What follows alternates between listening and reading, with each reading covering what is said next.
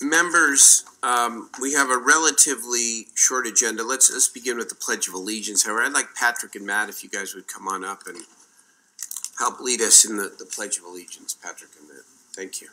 Friends of John Silva. It's not on the agenda.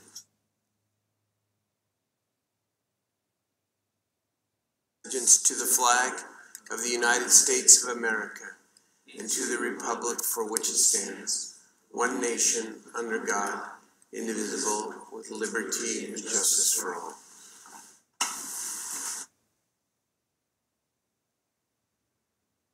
So there was no closed session this evening. I want to begin tonight with special presentations. And while we have two items that certainly come under the category of celebration, we begin tonight with a very different presentation. And it is all with very heavy hearts that we present to the family of our colleague John Silva a memorial resolution.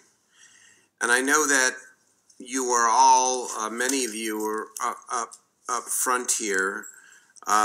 John's wife Samantha, his parents Donald and Debbie Silva, and sister Jennifer, and I know the nieces and nephews aren't here, and I know some of his close friends are here.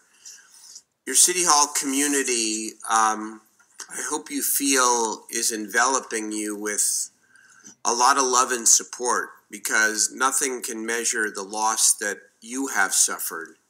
But I know here at City Hall that all of us who worked with John are feeling it profoundly.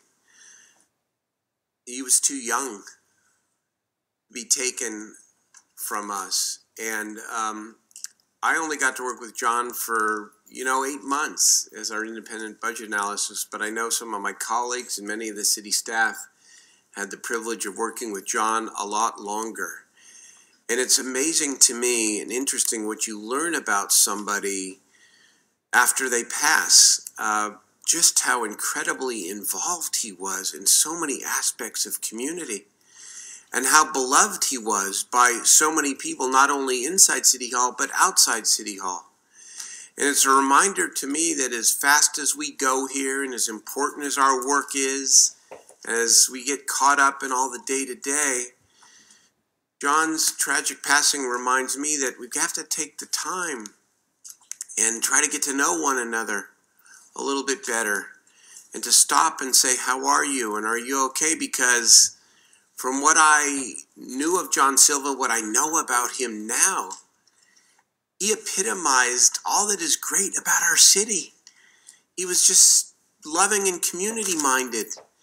And I know this Friday, after the service, when we have a traditional wake at De Vere's, that I think that the joy of his life is going to be demonstrated in big ways by many people here in Sacramento. And I just want to tell you, as the mayor of this city, just how sorry I am and how much we will always remember him. And not only for his work here at City Hall and what he did to help us on the city budget, but just his heart and what he meant to a lot of people. I don't know if my colleagues have anything, that they want to add. Sir, it's popping up, not a surprise to me here. Let me turn it over to Councilmember Warren to begin, and then Councilmembers Hanson, Harris, and Ashby. Thank you, Mr. Mayor. I was on the selection committee that hired John, and I had the pleasure of getting to know him through that process, and there were several of us on the committee, Councilman Carr and Jennings, and we interviewed, I think we interviewed maybe 7 or 8 candidates, but we looked at a lot of applications. And when we had a chance to sit and talk with John, we immediately became comfortable with John. We connected with John in ways that I think really illustrated to us that he would be a good fit for this city. He was from this city, you know, product of Christian Brothers. We talked about Christian Brothers High School. I have a daughter that's a son that went to Christian Brothers and a daughter that's a senior there now. And so we would talk about Christian Brothers. And then I would have, after we made the hire, I'd have other people from either the athletic program or administrators mention John to me because they knew that how we knew each other. And I saw a gentle giant of a man. His spirit, always very pleasant, listening. He was very thoughtful. He was bright, you know, and he wanted to do well for this city. And so, you know, to my colleagues, I just want to say I think we made an excellent hire. We're very saddened, you know, really saddened by, you know, by the loss. And I know that words really can't help really deal with the totality of this issue, but I just want you to know the memory of the person that we have is something that we hold on to and we cherish, and we think it was very special for us to share the time that we had with John. And so the family, anything that this city can do, you know, if there's things that come up down the road and we can be of assistance, don't hesitate to call any one of us independently or collectively. And I will volunteer myself in my office to be as helpful as possible. So thank you for sharing John with us, you guys. Councilmember Hanson. Thank you, Mr. Mayor. I was on a train in China when I got a phone call from the mayor's staff saying that John had passed. It was devastating news because it was completely out of the blue. And I think as I came to know John, primarily first through my own friends who knew him, and some of you are in the audience, Patrick, Rachel in particular, I came to know somebody who was thoughtful, concerned, who wanted to do well, and who cared sincerely that we do right by the public. He, in many ways, through those traits, that nature that he had, which was considerate, was the epitome of a public servant. And we entrusted him to be our first independent budget analyst. And through that, he had to shape an office that had never existed. He had to figure out how to work with a council that doesn't always know what it wants, doesn't always agree on what it wants. And I think he did most of that with more grace than any of us could have ever brought to bear on the situation. And he did it in a truly unique way, which is with that same spirit that brought many of you to him, either family or friends, and continues to inspire us, hopefully, about how to treat each other, how to live our lives, how to be professionals in a world where people can disagree but shouldn't be disagreeable in the process. And I think the trust that we put in him as a city council and as a city is something that we don't do lightly. And in the end, his loss is staggering to us, to our staff. His youth is a reminder to me in particular, because we're about the same age, that he or I or any one of us has to make every day count.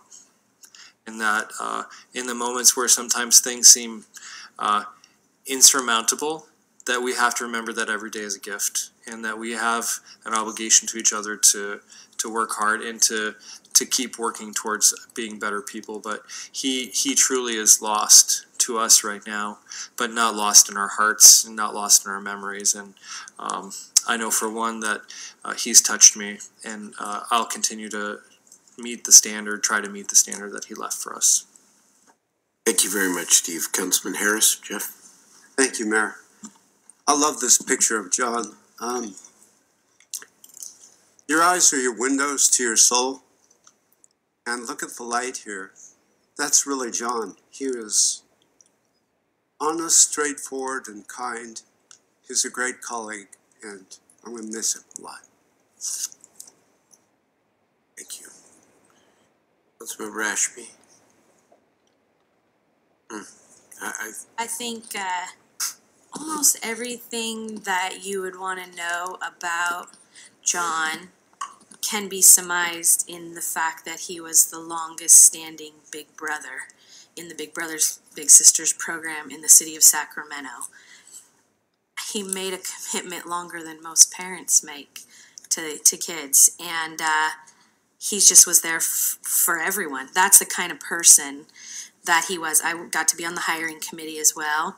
I got to vote for John and pick him, and I'm very proud of that. I too am a CB mom, which is something we talked about often. He is a CB loyalist through and through. And I mean, we all know some serious CB people, none more than John. And he took that so seriously to want to help the kids that would want to go there and get the education you all made sure he got, even if they couldn't afford it. You know, did the wine dinners, and just so impressive. He's a great friend. He was my chief of staff, one of his best friends, and Christine Roybal. And I want to thank Christine and Kevin for helping the city grieve, because you guys bringing us all your stories and information about him and telling those stories has been helpful to all of us. And it's really hard because just 2 weeks before this happened, they were on vacation together. And I know that has just been really difficult for these. He should be a part of that group. You know, that group that is serving as our chiefs of staffs and kind of coming into these executive positions. And they, like all of you, I think expected to have lots more adventures together, and to have that kind of robbed from us is brutally unfair. But when I think about John, I can't help but smile, because everything leads back to just so much positivity. And when I think about him, the very first thing I think of is, first of all, if I can't find my chief of staff, this is where he is in this office, which happens often. And they're always doing the same thing, because they are both wonks. They are always watching seminars on public government and how to get better at administration and what they could do more for the city. I mean, constantly we would go find them in that office watching TEDx things about what to do for city government or finance or how to do a better job. And he took all of that and put it into play for the city of Sacramento. I said this the other week when we talked about him. You would be hard-pressed to find a person that loved the city of Sacramento more. He wanted to work here. He left the state and wanted to work here because he wanted to be as close to the epicenter of decisions being made for the city of Sacramento as he could get. Purple tie on game days for the Kings. He cheered for us as much as we cheered for ourselves as we were making decisions to make improvements for the city. Doesn't matter, bike lanes, arenas, big businesses coming here. This guy was a cheerleader for Sacramento through and through, and we're better off for the time that he spent here helping us. I know that he left us at a young age, but I don't want you to think that his impression was any less meaningful. He goes down in the history books for the city of Sacramento as our first independent budget analyst, setting that standard, as Councilmember Hansen has expressed already, and setting a very high bar at that for all of us. The last thought I have is that, I want to thank Ryan Lillis. He wrote a really wonderful article about John in the Bee, and I appreciated every bit of it. And when I talked to Ryan about it, I saw such a great picture, just like this one that you guys chose. And he said, Patrick, that you helped him.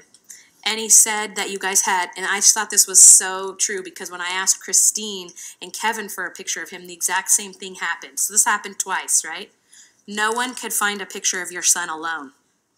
He is always with his friends and usually making a silly face, right? Doing something, but you're like, we can't put this picture up. He's, shoving a taco in his mouth or whatever. So, the guy just was having fun all the time, through and through. And I think he made all of our lives more fun as a result. So the only thing I can think to say to all of you is thank you so much for sharing him with us. And we're going to miss him too. We're going to miss him right alongside of you. And he had a big part of this team.